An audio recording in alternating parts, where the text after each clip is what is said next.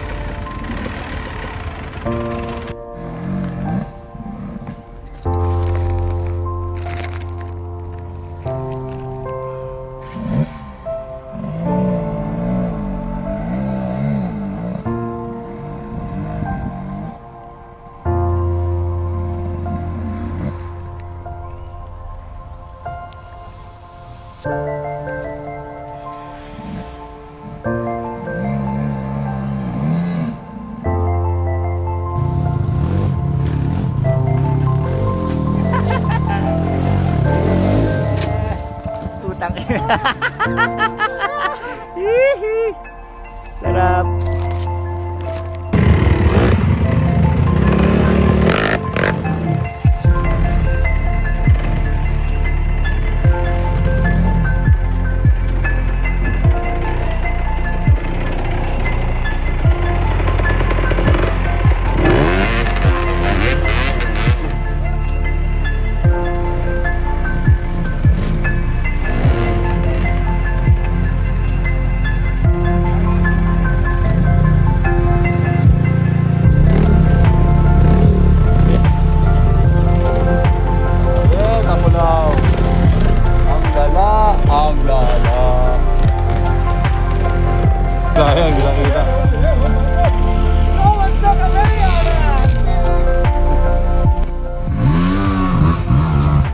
Kilometer 12 yata to. At the view. Alright. Nakakapagod din. Pero arm pump. Alright. Kilometer 12. Pagkatapos ng bypass, ito yung madudulas na parte na palaki ng palaking bato. Sa Itamay, hindi na ako sanay dito. Hindi ka mga dati. Pero yun nga, umuulan, may bagyo ngayon. Sarap, pero kakayanin. Mahirap din eh. Yung iba naming mga kasama nasa before bypass pa, kakaiba, sobrang dulas. Kakatapos na ng ulan, tapos medyo mahamog pa, makikita nyo. Kaya sikapin natin mag kilometer 16. Kilometer 13. Yan o. Sobrang dulas. Ayop. Kilometer 13. Ito na yung madulas o. Well, we're not quite at the top, but this is close enough. This flat's giving me the shits. Yeah, fun times. 16 or 14 k's on a flat tire. Grouse. Are slippery. Umakyat ka na rin. 13.5. Hey!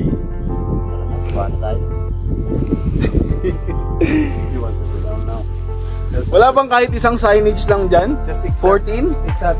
Ambition of Wala. There's no kilometer 40? Si 5 lang, si 10, at saka si 15, 16. I remember it's pero halata pa eh. Pero process mo. Pero hindi, ayun. Gagamitin, ha? Hindi yung kay Diskaya ba yun? Di ba yung kay Diskaya? Hindi, ayun. Kasi yung sabi ni Julius pa ako eh.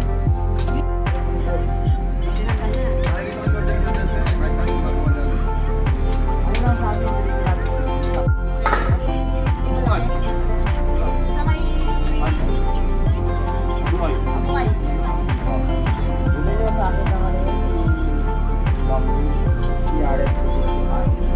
Ang ganda ng kanso eh. Ang ganda ng spaces.